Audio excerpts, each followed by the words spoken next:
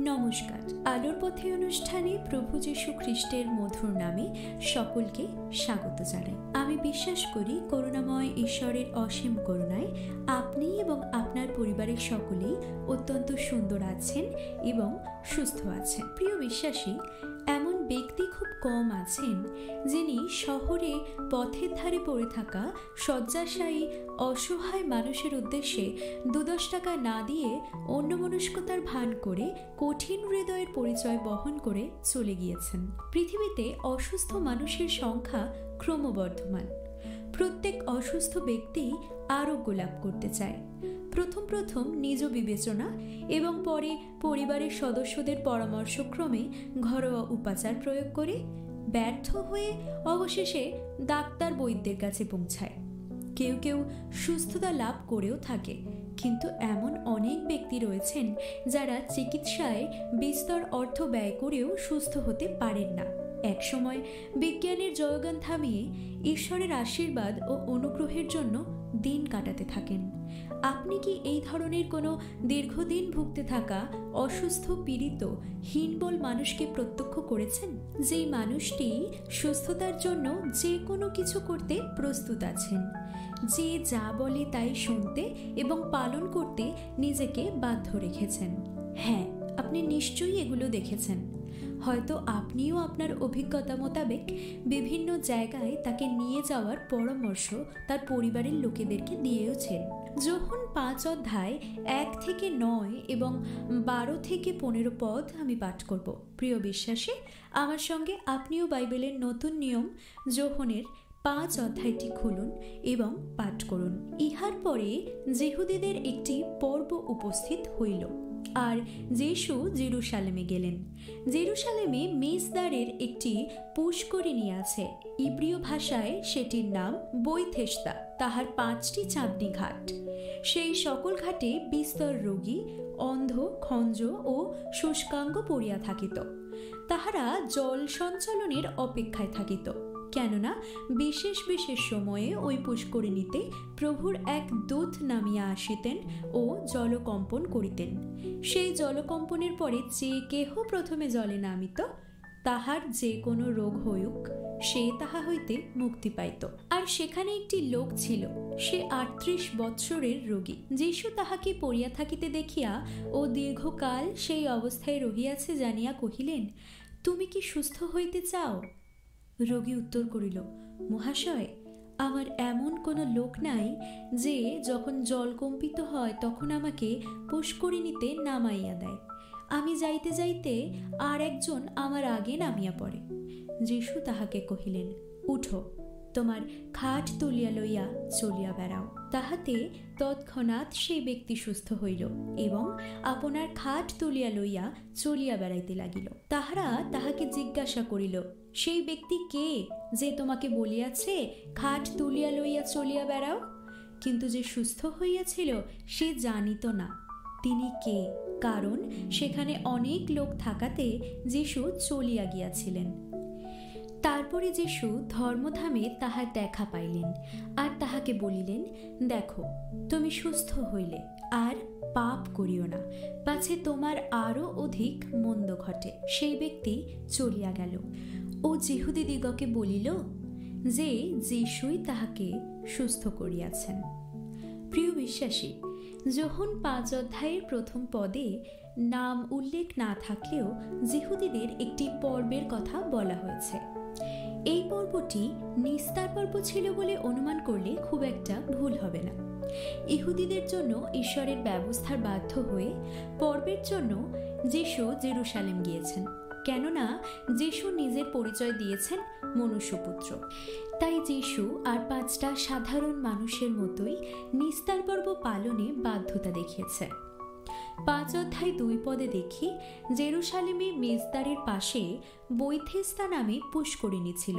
পুষ্করিণীর চারিদিকে 5টি বড় ঘাট, যেখানে একসাথে অনেক লোকের সমাগম হতে পারত। বৈথেসদা শব্দের অর্থ ক্ষমার গৃহ। এখানে কিসের ক্ষমা? কে করবে ক্ষমা? কে পাবে ক্ষমা? এই মুহূর্তে এই সকল প্রশ্ন নিশ্চয়ই আপনার মনে জমে উঠেছে। অবশ্যই উত্তর পাবেন। ভিডিওটি শেষ পর্যন্ত দেখতে থাকুন। 5 অধ্যায় 3 পদে আমরা দেখতে পাই বৈথেস্দার পুষ্করিণী আরোগ্যের জন্য পরিচিত ছিল। এই অলৌকিক আরোগ্য সাধন বছরভর হতো না, কোনো বিশেষ সময়ে এবং কোনো একটি বিশেষ পর্বের সময় হতো। এটি পদ থেকে পরিষ্কার করে বলা যায়। কিন্তু পুষ্করিণীর চারপাশে বিভিন্ন রোগী আরোগ্য লাভের আশা নিয়ে অপেক্ষা করত। তাদের মধ্যে কেউ অন্ধ, খঞ্জ অথবা কেউ পক্ষাঘাতগ্রস্ত। এই সমস্ত পীড়িত ব্যক্তির ভিড় আসলে ভিন্ন ভিন্ন পাপে পরিপূর্ণ জাতির ছবিকে স্পষ্ট করে আমাদের সামনে তুলে ধরেছে। পরিশ্রান্ত ভারাক্রান্ত মানুষেরা শরীরের কষ্ট নিয়ে জলকম্পনের অপেক্ষায় থাকত। সুস্থতা লাভের ইচ্ছায় তাদের হৃদয় পূর্ণ ছিল এবং তারা আন্তরিকভাবেই সুস্থ হতে চাইত। ওই নির্দিষ্ট পুষ্করিণীর পারে অপেক্ষারত মানুষের বেহিসেবি সময় কেটে যেত। যদিও ঈশ্বরপুত্র সেখানে উপস্থিত ছিল, তবুও তারা সেই অনিশ্চয়তা ও হতাশায় জলের চারপাশে কাল বিলম্ব করছিল। প্রিয় বিশ্বাসী, লক্ষ্য করুন, সেই জলাধারের পাশে অনেক রোগী ছিল এবং যিশু যখন তার পাশ দিয়ে যাচ্ছিল তখন কেউ তাকে লক্ষ্য করেনি। গোটা জগতের মানুষ পরিশ্রান্ত ভারাক্রান্ত হয়ে দিক বিদিক শূন্য হয়ে ছুটে গেল, কিন্তু তারা ঈশ্বরের কাছে নত হলো না। আর তারা ঈশ্বরের অন্বেষণ করে না, যার অনুগ্রহ আমাদের জন্য যথেষ্ট। প্রত্যেকটি মানুষ কোনো না কোনো ব্যবস্থার পিছনে ছোটে, কিন্তু পরিত্রাণদাতা উদ্ধারকর্তা প্রভু যীশু খ্রিস্টের দিকে মনোযোগ দেয় না।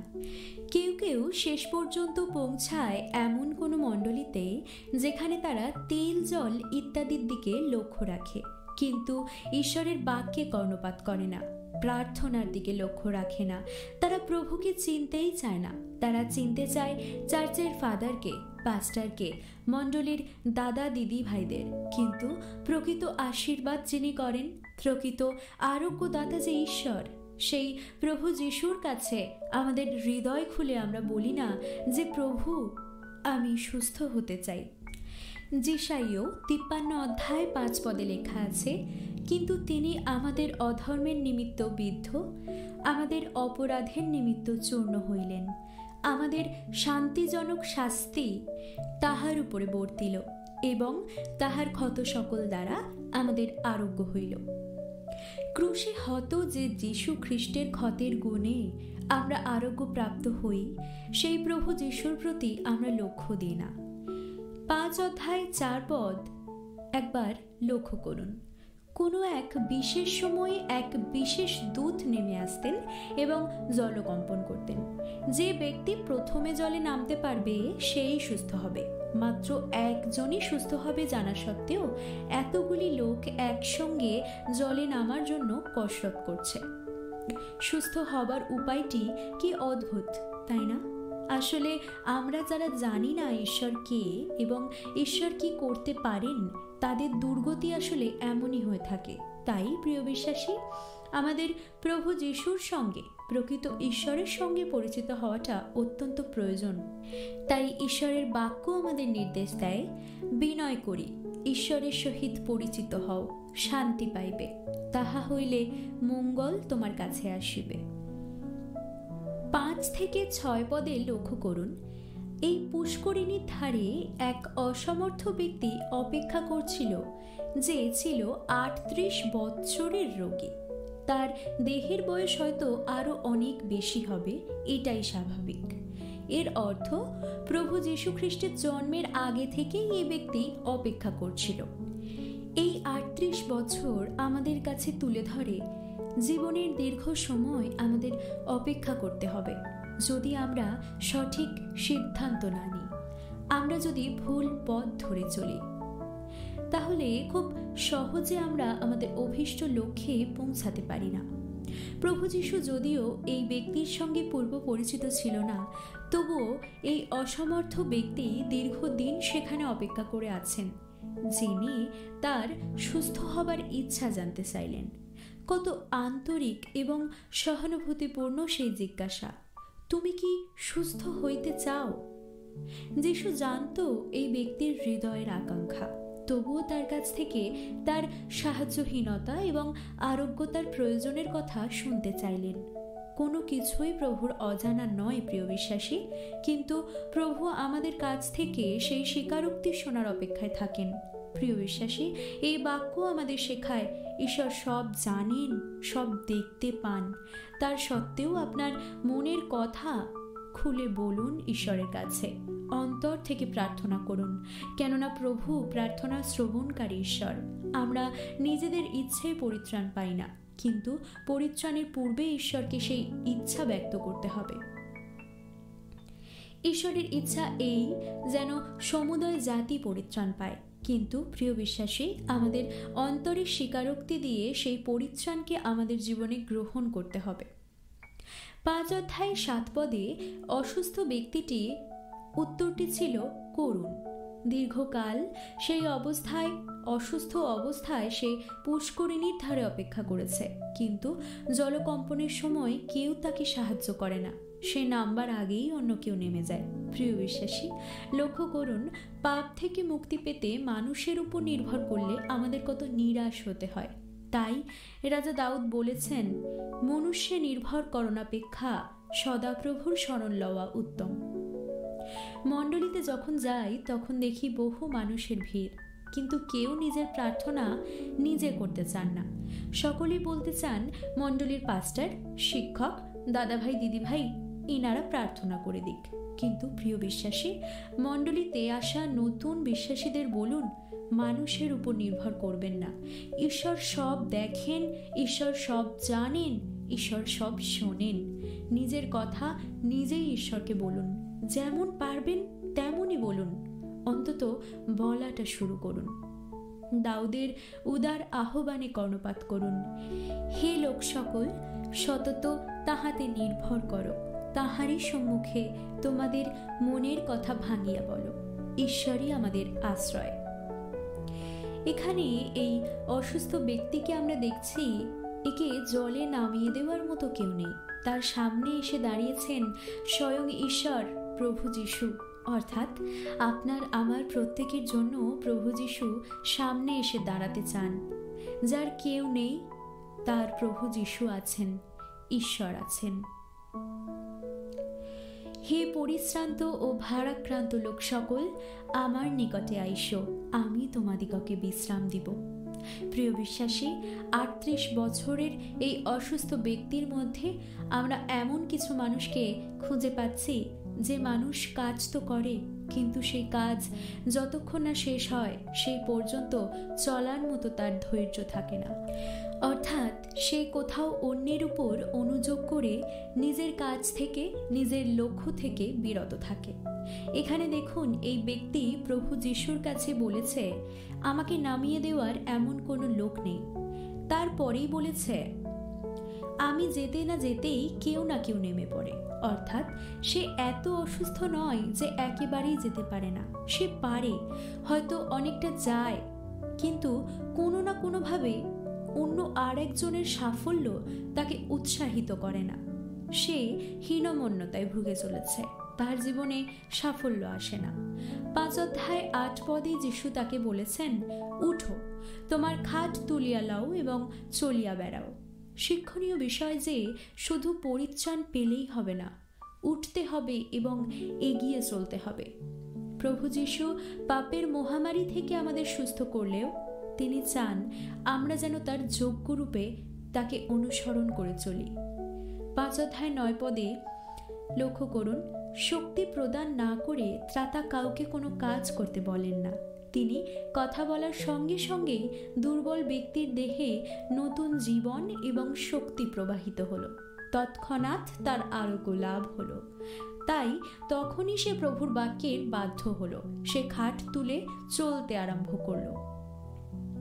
38 বছর পর এক রোমাঞ্চকর মুহূর্তের অবতারণা হলো। প্রিয় বিশ্বাসী, প্রভু যিশু আমাদের দয়াময়, করুণাময় এবং সর্বশক্তিমান আরোগ্যকারী ঈশ্বর, যোগানদাতা ঈশ্বর। তাই আজকের এই বাক্যে আমরা দেখলাম 38 বছরের রোগগ্রস্ত অসহায় ব্যক্তির জীবনে যে অভিনব অবিশ্বাস্য পরিবর্তন, তা যে কোনো মানুষের জীবনেই ঘটতে পারে। যদি সে প্রভু যিশুর মুখোমুখি হয়। কেননা বাক্য বলে, তিনি আপনি আমাদের দুর্বলতা সকল গ্রহণ করিলেন ও ব্যাধি সকল বহন করিলেন।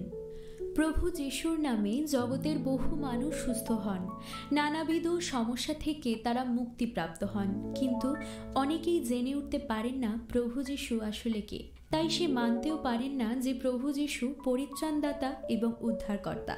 কেবলমাত্র খ্রিস্টান ধর্ম সম্প্রদায়ের নয়, সমগ্র জগতের সকল মানুষের তিনি পরিত্রাতা। 12 পদে দেখি ওই ব্যক্তি তার খাট নিয়ে ঘুরে বেড়াচ্ছে। 13 পদে লেখা আছে যে যিশু তাকে সুস্থ করেছে, তাকে সে চিনত না। এটাই ঈশ্বরের অনুগ্রহ, কারণ সে যিশুকে জানে না, তবুও যিশু ওই অক্ষম ব্যক্তিকে সক্ষম করেছে। কিন্তু যিশুকে চিনতে গেলে বারে বারে তার সম্মুখে উপস্থিত হওয়ার প্রয়োজনীয়তা আছে। যখন 14 পদে দেখি সুস্থ হওয়া লোকটি ধর্মধামে যিশুর সঙ্গে পরিচিত হওয়ার সুযোগ পেয়েছে। যে কেউ প্রভু যিশুর দয়া ও প্রেমের পরিচয় পেয়েছে, সেই সর্বসমক্ষে সাক্ষ্য দিতে ভয় বা কুণ্ঠাবোধ করবে না। দেখুন 15 পদে লেখা আছে, সেই ব্যক্তি চলিয়া গেল ও যিহুদীদিগকে বলিল যে যিশুই তাহাকে সুস্থ করিয়াছেন। প্রিয় বিশ্বাসী, ভিডিও শেষ করার আগে একটি কথাই বলতে চাই। ঈশ্বরের কাছে নতজানু হয়ে প্রতিদিন প্রার্থনার সময় নিজের জানা অজানা সমস্ত রকম পাপের জন্য ক্ষমা ভিক্ষা করুন, কারণ আমরা কেউই জানি না আমাদের জীবনে বিভিন্ন রোগ, বিভিন্ন রকম সমস্যা দীর্ঘদিন ধরে কেন আমাদের সঙ্গে চলছে। হয়তো কোনো পাপ, কারণ যোহন 5 অধ্যায়ের 14 পদে প্রকাশিত হয়েছে 38 বছর ধরে পক্ষাঘাতগ্রস্ত হয়ে শয্যাশায়ী থাকার আসল কারণ। প্রভু তাকে বলেছেন, সুস্থ হলে আর পাপ করো না, পাছে অধিক মন্দ ঘটে। প্রিয় বিশ্বাসী, আমরা যখন প্রভু যিশুর দয়া করুণায় অসহায় অবস্থা থেকে সুন্দর জীবনযাপন করতে থাকি, তখন আমরা প্রভু কি চান সেটাই ভুলে যাই, আর আমরা পুরাতন পাপ, পুরাতন জীবনের সঙ্গে জড়িয়ে থেকেই যাই। কিন্তু আমাদের ভেবে দেখা উচিত, এইভাবে জীবনযাপন করে আমরা স্বর্গের পথে হাঁটছি না নরকের দিকে ক্রমশ ঝুঁকে যাচ্ছি। তাই প্রভু যিশুর চরণতলে নত হয়ে আমাদের পাপের ক্ষমা চাইতে হবে, কারণ পৃথিবীতে পাপের ক্ষমা করতে প্রভু যিশু ছাড়া আর কেউই নেই। আসুন দাউদের মতো আমরা প্রার্থনা করি, হে দয়াময় ঈশ্বর, আমার প্রতি ফেরো, আমার প্রতি কৃপা করো, কেননা আমি একাকী ও দুঃখী। আমার অন্তঃকরণের যন্ত্রণা বাড়িয়াছে। আমার কষ্ট সকল হইতে আমাকে নিস্তার করো। আমার দুঃখ ও আয়াসের প্রতি দৃষ্টিপাত করো। আমার সমস্ত পাপ ক্ষমা করো। আমি বিশ্বাস করি আমার এবং সকল খ্রিস্ট বিশ্বাসী সন্তানের এই বিনীত প্রার্থনা তুমি শুনছ এবং আশীর্বাদ করছো। তোমার যিশু নামে চাইলাম, আমিন। আজ এই পর্যন্তই। ঈশ্বর সকলের মঙ্গল করুন। সকলকে জয় যিশু।